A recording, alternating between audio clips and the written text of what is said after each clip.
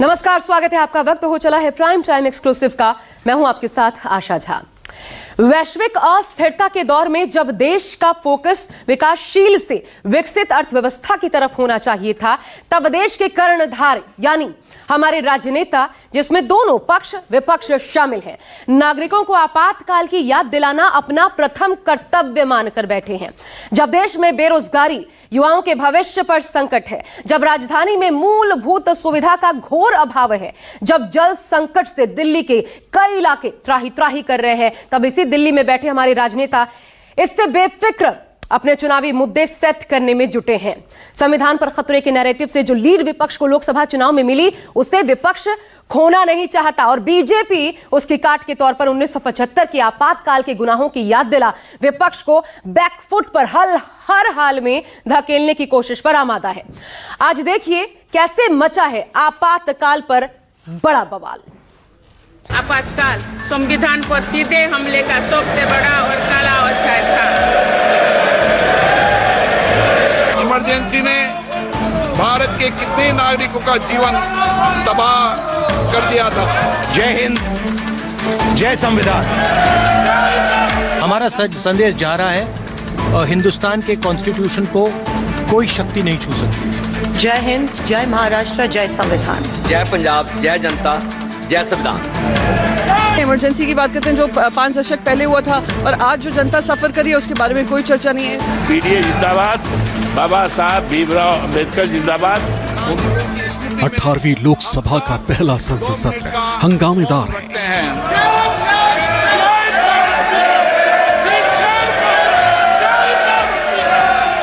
सत्ता पक्ष का सीधे हमले का सबसे बड़ा और काला अध्याय था और विपक्ष का संविधान खतरे में है वाला मुद्दा हावी रहा।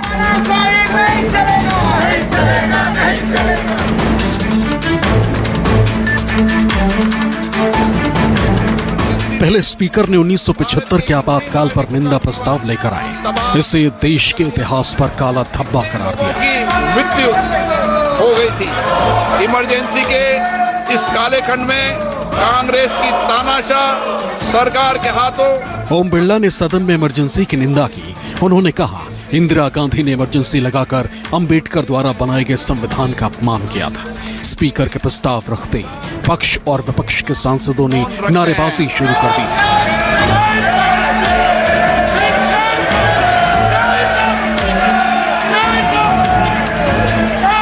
ये सदन 1975 में देश में आपातकाल इमरजेंसी लगाने के निर्णय की कड़े शब्दों में निंदा करता है। इसके साथ ही हम उन सभी लोगों की संकल्प शक्ति की सराहना करते हैं जिन्होंने इमरजेंसी का विरोध किया, अभूतपूर्व संघर्ष किया और भारत के लोकतंत्र की रक्षा का दायित्व निभाया। फिर अगले ही दिन राष्ट्रपति द्रौपदी मुर्मू ने अपने अभिभाषण में आपातकाल का जिक्र किया।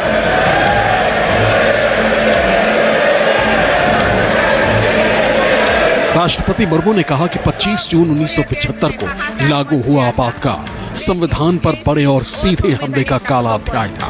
उस दौरान पूरे देश में हाहाकार मच गया था, लेकिन ऐसी असंवैधानिक ताकतों पर देश ने जीत हासिल करके दिखाई, क्योंकि भारत के मूल्य में गणतंत्र की परंपराएं रही के साथ मेरी सरकार ने 26 नवंबर को संविधान दिवस के रूप में मानना शुरू किया है। 25 जून 1975 को लागू हुआ आपातकाल संविधान पर सीधे हमले का सबसे बड़ा और काला अध्याय था। राष्ट्रपति के ऐसा बोलते ही पीएम मोदी ने मेज थपथपाकर उनकी इस बात का समर्थन किया। उधर दूसरी तरफ संसद में राष्ट्रपति के ऐसा बोलते ही हंगामा मच गया। हर तरफ विपक्ष के हंगामे की आवाज गूंजने लगी।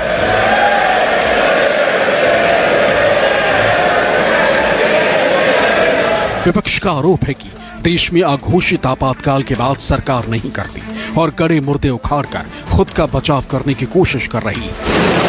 ये सदी भारत की सदी है। इनके पास और कुछ कहने के लिए नहीं है, फिर घिसी पिटी बातें, वो बड़े मुर्दे जिसको हम कहते हैं उखाड़ने वाली बात, आगे की बात नहीं करते, भविष्य की बात नहीं करते हैं। हम 10 साल में हमारा क्या उपलब्धि रही उसकी बात नहीं करते हैं। आप इमरजेंसी का जिक्र कर रहे हो, अघोषित इमरजेंसी की बात नहीं कर रहे हो। क्या ये तकरार का रास्ता नहीं है? क्या ये सकारात्मक रास्ता है? आप बात महंगाई की नहीं कर रहे हो, महिलाओं की नहीं कर रहे हो, किसानों की नहीं कर रहे हो। किसानों पर जो घोषित इमरजेंसी नहीं था। वहीं बीजेपी और उसके सहयोगी दलों का साफ कहना है कि विपक्ष अपने पाप को नहीं छिपा सकता और संविधान की बात करने वाला विपक्ष खुद संविधान की इज्जत नहीं करता। कांग्रेस और राहुल गांधी जी तो आजकल अपने हाथ में वो लेकर के संविधान का अनादर करते हुए लहराते रहते हैं। और फिर भी मान लीजिए संविधान की बात करें तो संविधान पर जिस दिन सबसे ज्यादा चोट पहुंची है उसको क्यों भूलना चाहते हैं? क्योंकि वो जो भ्रमित करना चाहते हैं देश की जनता को, वो भ्रम टूट जाता है जब आपातकाल की याद दिलाई जाती है। आज जो कांग्रेस पार्टी के लोग संविधान के खतरे की बात कर रहे हैं, तो संविधान तो 75 में खतरे में हुआ था जब देश में आपातकाल लागू कर दिया गया। सारे फंडामेंटल राइट जो मौलिक अधिकार थे जब्त हो गए। वो इलेक्शन में और इवन पार्लियामेंट में ये कह रहे थे कि एनडीए सरकार है वो संविधान की धज्जियां उड़ा रहा है। तो वही शोर मचावे शोर जो 1975 में संविधान की धज्जियां उड़ा करके क्या क्या नहीं किया, और वो जब ये कर रहा है तो उसका जवाब देना बहुत जरूरी था। इसलिए बहुत उचित समय पर माननीय राष्ट्रपति जी ने और प्रधानमंत्री जी ने भी उसको याद दिलाया कि साहब संविधान का खिलवाड़ करने वाला, संविधान को बर्बाद करने वाले हम लोग नहीं हैं बल्कि कांग्रेस के लोग हैं।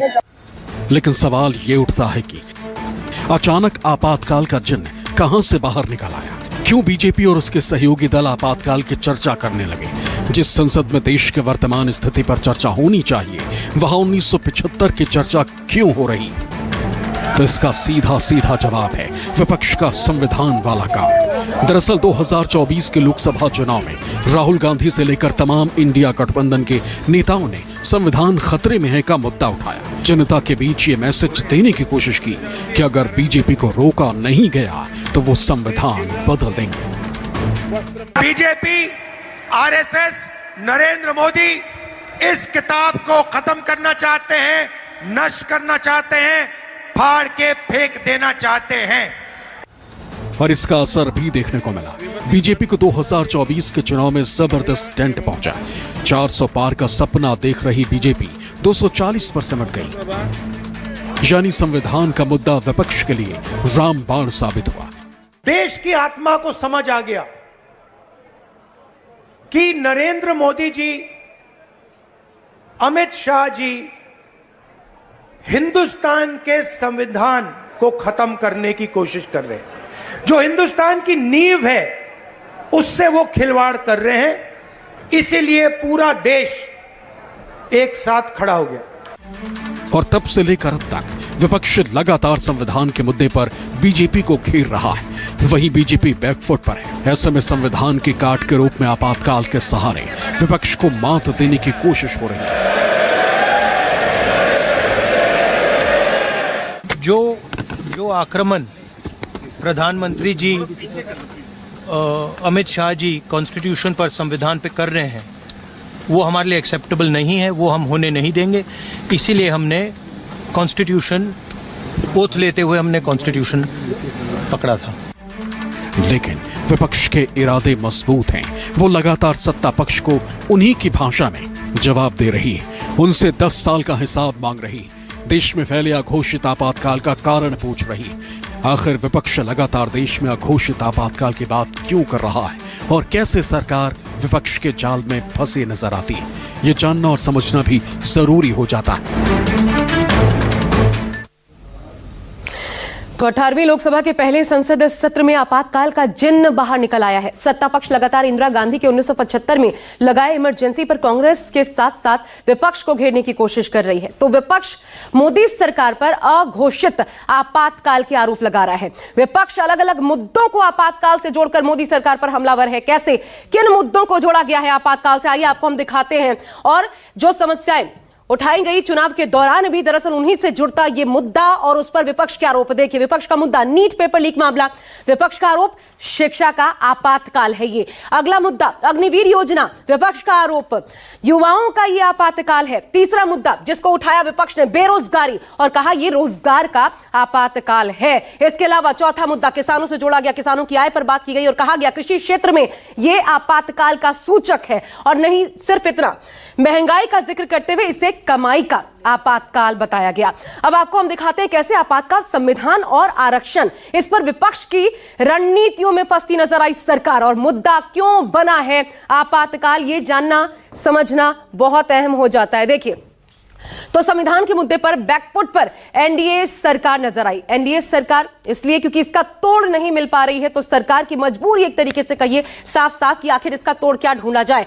चुनाव में संविधान के मुद्दे ने डेंट पहुंचाया है। विपक्ष का संबोधन बदल डालने का नैरेटिव जो था कि संविधान बदल डालेंगे, वो भारी पड़ा है। तीसरी बात, जनता के बीच संविधान का मुद्दा विपक्ष के पक्ष में गया है। नतीजे देखकर साफ साफ ये कहा जा सकता है। और इस वजह से मोदी के तीसरे कार्यकाल में विपक्ष मजबूत नजर आता है सदन के भीतर। इससे क्या हुआ, इससे 10 साल के कामकाज को मुद्दा बना पा रहा है विपक्ष। मजबूती का असर है कि 10 साल का कामकाज और इसको मुद्दा बनाते हुए मोदी सरकार पर विपक्ष हमलावर है। साथ ही संविधान से लगे डेंट को कम करने के लिए आपातकाल का मुद्दा दरअसल इस ओर से अब उठाया गया है। यानी पहले प्रधानमंत्री, फिर स्पीकर और उसके बाद राष्ट्रपति द्रौपदी मुर्मू ने भी अपने अभिभाषण में आपातकाल का जिक्र करते हुए इसे संविधान पर सीधा हमला और इतिहास का काला अध्याय करार दिया। ये बात बिल्कुल साफ है कि इस बार मोदी सरकार की राहें आसान नहीं होने वाली, क्योंकि इस बार विपक्ष न सिर्फ आक्रामक और मजबूत है, बल्कि इस बार विपक्ष मुद्दों के साथ सरकार को एकजुट होकर घेर रहा है। साथ ही सरकार से पिछले 10 साल का हिसाब मांग रहा है। लेकिन सरकार 10 साल के कामों का हिसाब देने के बजाय विपक्ष को पुराने घटनाओं पर घेरने की कोशिश कर रही है। यही वजह है कि जब संसद में कांग्रेस सांसद शशि थरूर शपथ लेने आए और शपथ के बाद जय संविधान का नारा लगाया, तो स्पीकर ने उन्हें इस पर टोक दिया। कहा, संविधान की शपथ तो ले ही रहे हैं। ऐसे में जब कांग्रेस के नेताओं ने उनसे सवाल किया कि इसमें गलत क्या है, तो वो बेफर पड़े। कहा, किस पर आपत्ति, किस पर नहीं, सलाह देने की जरूरत नहीं। I'm about to enter. जय हिंद, जय संविधान। संविधान की शपथ तो ले ही रहे हैं। ये संविधान की शपथ है।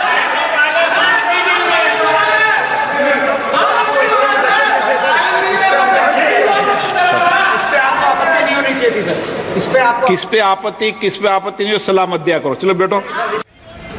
उधर स्पीकर के इस बर्ताव के बाद कांग्रेस नेता प्रियंका गांधी ने सोशल मीडिया एक्स पर एक पोस्ट शेयर किया, जिसमें उन्होंने लिखा, क्या भारत की संसद में जय संविधान नहीं बोला जा सकता? संसद में सत्ता पक्ष के लोगों को असंसदीय और असंवैधानिक नारे लगाने से नहीं रोका गया, लेकिन विपक्षी सांसद के जय संविधान बोलने पर आपत्ति जताई गई। चुनावों के दौरान सामने आए संविधान विरोध अब नए रूप में सामने है, जो हमारे संविधान को कमजोर करना चाहता है।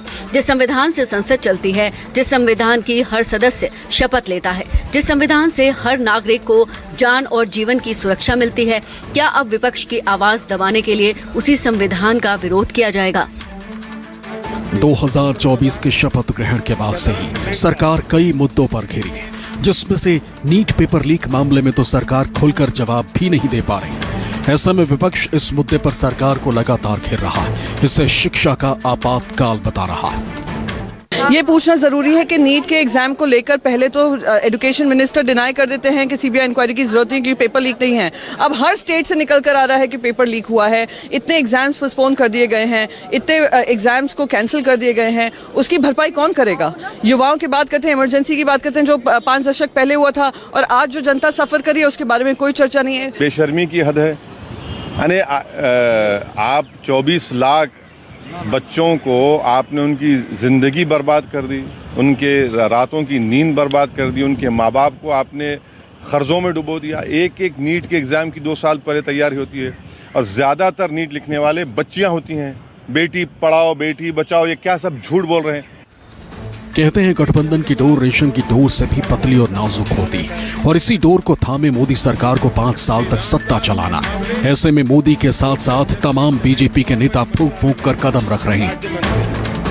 संविधान बचाने और आपातकाल दोनों की लड़ाई विपक्ष और रूलिंग पार्टी के बीच में बहुत ही रोचक हो गई है। दोनों ही मुद्दे जनता से जुड़े हुए हैं। अगर आप डेमोक्रेसी की बात करते हैं तो इमरजेंसी निश्चित तौर पे उसमें एक ब्लैक स्पॉट है, और जब आप बात करते हैं रोजगार की और तमाम दूसरे मुद्दों की जिसमें अग्निवीर और अघोषित आपातकाल की बात है, तो वो जाहिर है कि अपोजिशन ये बात अच्छे ढंग से कहेगा, और वो कह रहा है, क्योंकि पार्लियामेंट अभी जब तक चलेगी तब तक ये ज्यादा गर्म रहेगा मामला, और जब तक ये चर्चा होती रहेगी अग्निवीर और दूसरी या संविधान बचाओ की, तो उस समय इमरजेंसी की याद जरूर भाजपा दिलाएगी।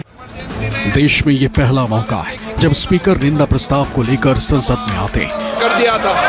कितने लोगों की मृत्यु हो गई थी। राष्ट्रपति आपातकाल पर जोर देती। हालांकि राजनीति में कोई मुद्दा नया या पुराना नहीं होता, जो जब जम जाए उसका इस्तेमाल होता है। लेकिन सवाल ये है कि क्या संसद में जनप्रतिनिधि का काम देश की जनता के विकास के बारे में सोचना है, या फिर गड़े मुर्दे उखाड़ना? क्या आपातकाल पर चर्चा कर विपक्ष को कोसकर आम जनता से जुड़ी समस्याओं का निराकरण हो जाएगा?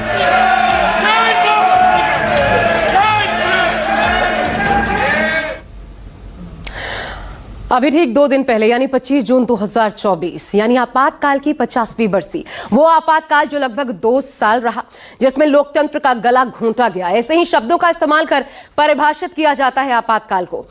आज आपातकाल पर मचे इस हंगामे के बीच देखिए कैसे उस दौरान आपातकाल काला अध्याय बन गया, जिसकी टीस रह रह कर उठती है। देखिए 25 जून 1975 को आपातकाल की घोषणा की गई थी। इस काली तारीख को याद किया जाता है, इसके टीस को याद किया जाता है।